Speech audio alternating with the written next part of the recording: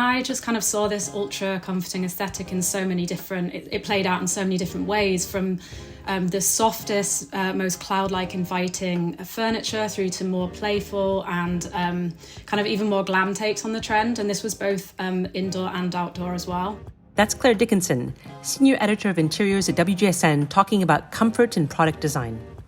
I'm Lisa White, Creative Director and Director of Interiors at WGSN, and I'm here in conversation with Claire and with Senior Editor Eva Claubun. In January, we walked the halls of Maison Objet in Paris, one of the most important trade shows in the world for home interiors and products. We analysed the product design trends from bouclé to paper maché, sustainability to Scentscaping. Today, we kick off by discussing the central theme of the show this year, which was all about care, whether that means people or the environment, indoors or outdoors.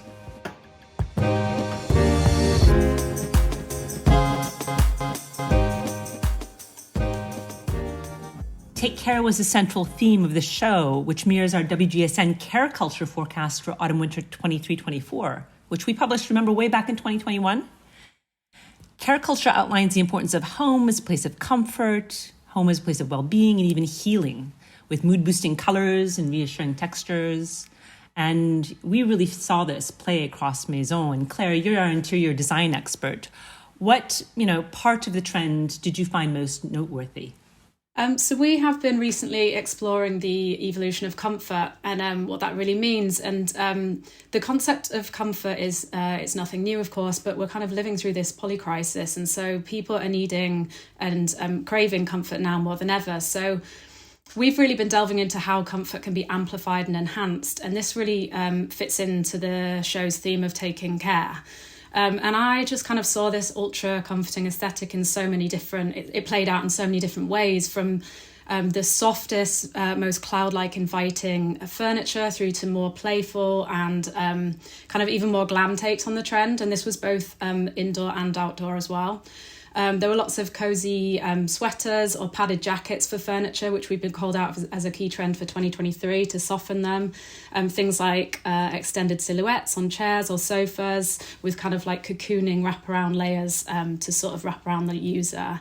But one of my key highlights from a kind of more conceptual perspective was by Marta Armengol, who was part of the Rising Talent Awards section. So she's an architect based in Barcelona, and her collection is a series of soft pillow-like pieces, they're designed to be used both individually as things like cushions or room dividers, but they can also be piled up and combined to build like different environments, almost as if creating like a cozy den. Yeah, so basically playing with pillows at the same time too and doing everything with those. And Eva, as our furniture and decor expert, what struck you the most at Maison? So what I found most interesting at the fair is that this time there was really a great variety of materials everywhere. So normally you'd see that one material would be very much the key material of the fair, but this time there was lots of tinted and clear glass, for example. We saw lots of structured and smooth surfaces for that. We did still see a lot of ceramics in there, like speckled surfaces, glazed, unglazed surfaces. Then also the dark and light wood trend would be going on. We saw a lot of wood medley still. Wicker and rattan was still prominent, but then you saw lots of different interlaced structures for that. And then also looking towards furniture, there was a lot of fabrics for furniture that was updated. That would be more plush, more comfort, as Claire was explaining. And then coming to decor collections, we would, for example, see lots of colors in there. We would have lots of fantasy themes where materials and colors would be mixed with each other, and in a way to create mood-boosting collections there. If we look towards and Clevering Amsterdam, they do that basically every time, but you kind of see that other suppliers and exhibitors took on that approach and mixed a lot of pattern with each other, mixed lots of materials with each other, really creating a colorful and happy collection. And then the last thing about lighting that I noticed was that there's lots of statement lighting around, like basically talking about floor lamps that are giant, really creating a focal point for each room. That was something that stood out as well, because lighting had been a bit more pared back in the past. So that was something interesting for me. Hi, I'm Lisa White, and this is the WGSN Create Tomorrow podcast. And we are discussing the trends we saw at Maison Objet. Next, we discuss color. Claire, as the author of our CMF report, what colors stood out for you? I mean, I know there have been so many articles recently about the world reverting to neutrals and grays, what's happened to color in the world.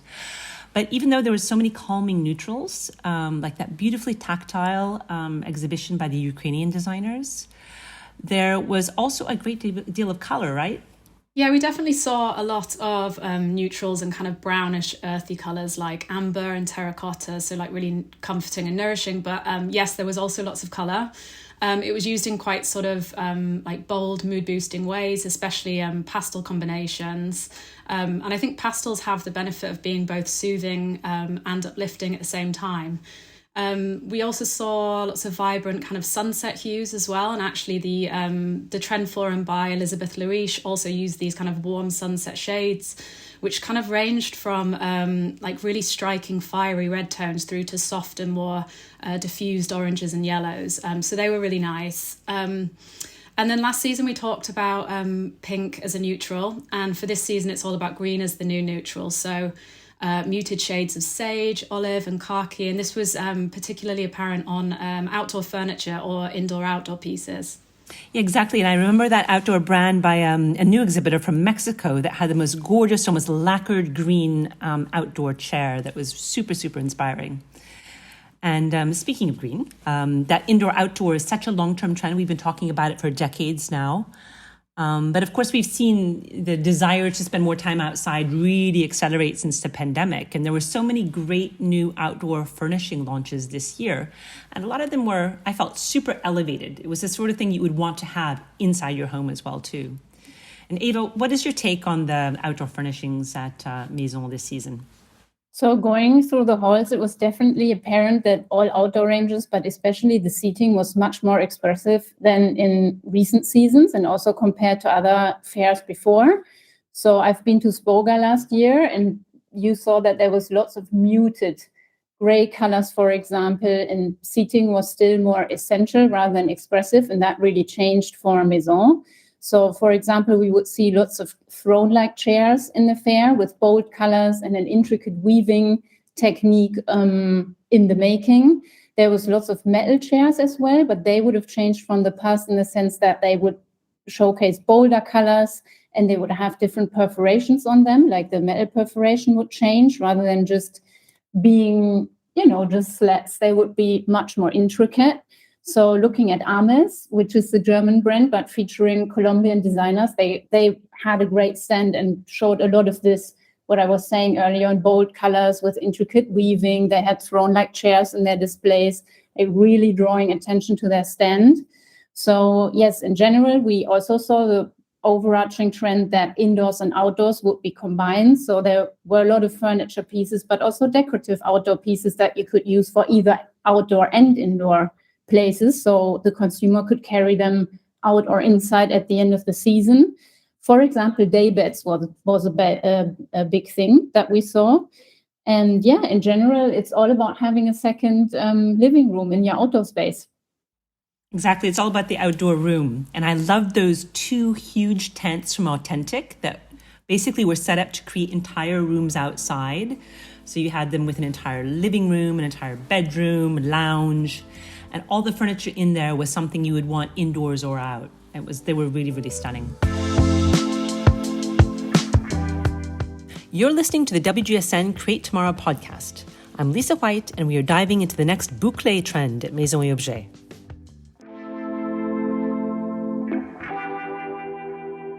Tactility is such an important part of the long-term trend towards care.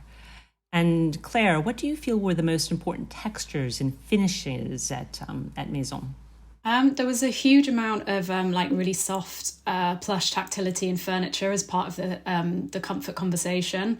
And I think it's kind of building upon the success of the Ecru kind of bouclé trend. So there's lots of plush jumbo cord, lots of faux fur, which I think when done in the right way, it can have a sort of like retro-inspired 70s flair, like the longer shag styles.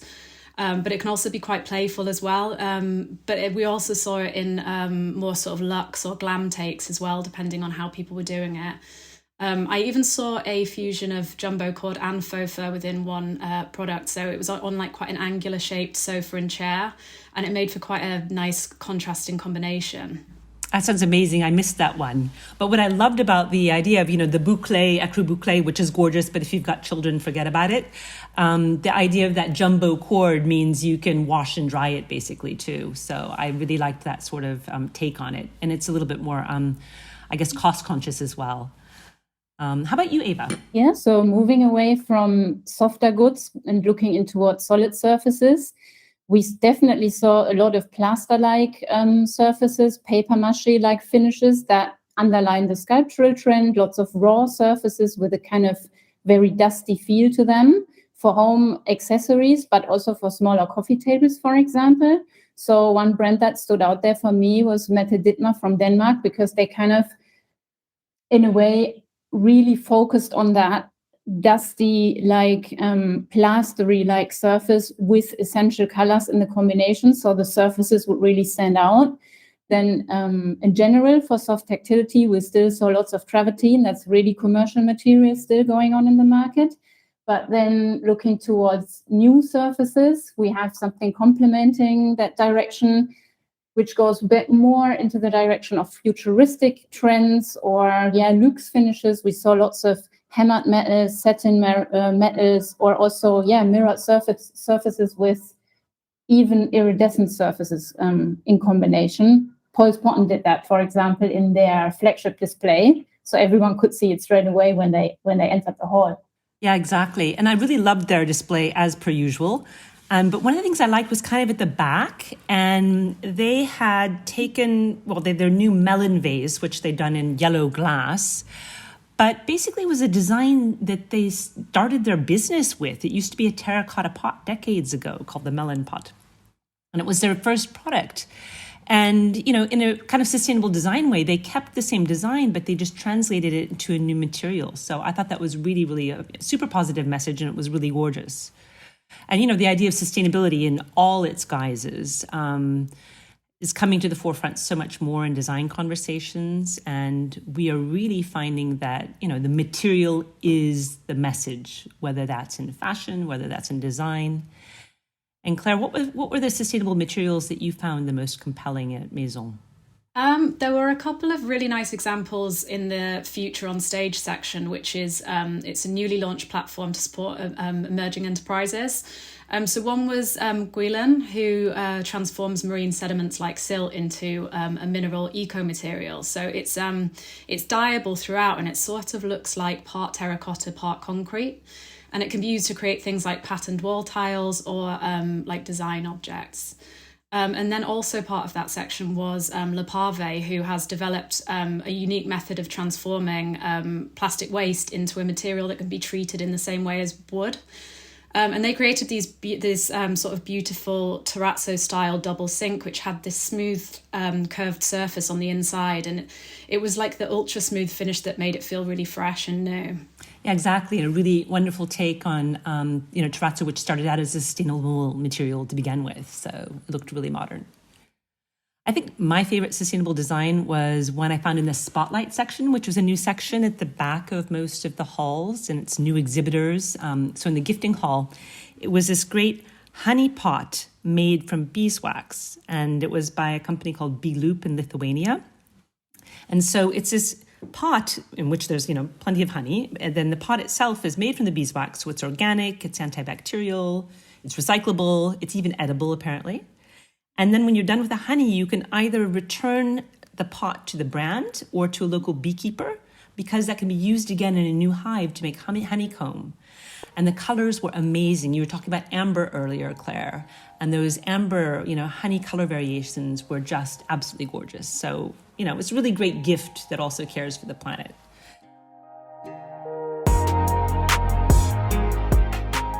It's the Create Tomorrow podcast, and I'm Lisa White, discussing with my team the key interiors products from the last Maison Objet trade fair in Paris. When we're thinking about gifting as well, too, we're thinking about buying. And I know, Eva, you put together the buyer's briefing from Maison. So what would you say are the most important items that designers and buyers should be making sure they have in their ranges? So for one, that would definitely be the color block candle holder that, kind of combines the glass trend with totemic shapes. They are still relevant for our decor ranges. You see it everywhere, and kind of every brand was showcasing candle holders in totemic colors. Then for furniture ranges, very, very noticeable was tables with a tabletop that would have a curvy outline. So you saw that in coffee tables, but also in dining tables, bigger tables, definitely across various materials. I saw it in travertine, I saw it in wood, for example. I saw it in stone or sort of stone imitations, even in rattan or glass. So that's definitely a must-have invest for the next season. Yeah, and Claire, as well, too, in your report, you had that section on families of forms where you had like tables and even chairs fitting together, right? I did, yeah. So that was kind of following on from, we've been talking about sort of embracing forms. And this kind of came across furniture and decor. So it was kind of little vases that slot together, or it'd be a small little kidney-shaped coffee table that slots into a circular chair, that kind of thing. Yeah, it's sort of like products that hug each other. Exactly. And besides those, what would you say is the product that most embodied care culture at Maison? Well, I would say since outdoor living is so key for the care culture trend, one product highlight for me would be the heated outdoor chair it was by a Belgian brand, Rolf. And it's called the Hot Dotty outdoor chair, and it's got an integrated rechargeable heating element, which kind of also links to the idea of heating the human and not the home, which is something we've been discussing a lot recently during the cost of living crisis. But yeah, it's designed to be used year-round outside, and it's created with a really strong yarn that can withstand like sun and rain, but it can also be used inside as well. And it's just super comfortable. It's ergonomically designed. And it was really beautiful as well, too. They used great looking yarns. And I love that idea. Instead of having those really polluting sort of outdoor heaters, you can just have the chair that's heated. Like you say, just heat the small space and not the whole outdoor space, which is impossible and not sustainable. And then lastly, we are preparing a report on Scentscaping and how people are layering scent in their homes. It's been such a big trend. We've been seeing it in beauty as well, too, and how people are layering scent. And of course, Maison has an entire hall dedicated to scent as well, too. And I know you basically visited every exhibitor in that hall, Eva. So what did you find to be most inspiring in scent? Yeah, I got really excited about that hall, to be fair, because I personally love scented candles, but I had to find out that is not the latest trend anymore. So there were lots of kits in there where Scentscaping categories were combined with each other. You could buy, for example, a kit from a brand that's called Van Dang from America, where they would have a crystal in it, like a personalized oil and a scent diffuser lamp, where you can use it for your well-being rituals at home. And depending on how you feel, like if you need something energizing or maybe something relaxing, you choose the right crystal for that mood, and then you can use the right oil with it. That was something very intriguing I found. And then, that massive stand of Baobab, that was incredible. It was like, I think it was the most amazing stand in the whole hall, with a massive patterned stand from the outside. You could see lots of giant scented candles, diffusers in there. And what they did is they offered it really as a collection. So you could go and buy a crafted collection where scented candle vessels would be inside a sort of woven basket, or you could go and get your marble edition. You could go and get your art deco edition. So there was basically everything there that you ever wanted in Scentscaping. That was great. Thank you to Claire and Eva for taking time to speak to us today. If you want to find out more about Maison, you'll find 3 dedicated reports on our site.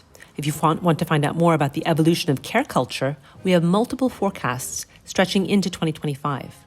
If you're not a subscriber, visit WGSN.com to find out how you can get access to our service. We're constantly publishing new content focusing on how we can design a brighter, better future for our industries, including interiors, food and drink, beauty, fashion, and consumer tech. You can subscribe to the show on all major podcast platforms. And if you like what you've heard, why not leave us a rating and a review on iTunes? I'd also like to thank our podcast producer, Roland Bodenham. We'll be back soon. Next week, you'll hear from Cassandra Napoli as she talks about virtual humans with our guest, Christopher Travers. Tune in next time.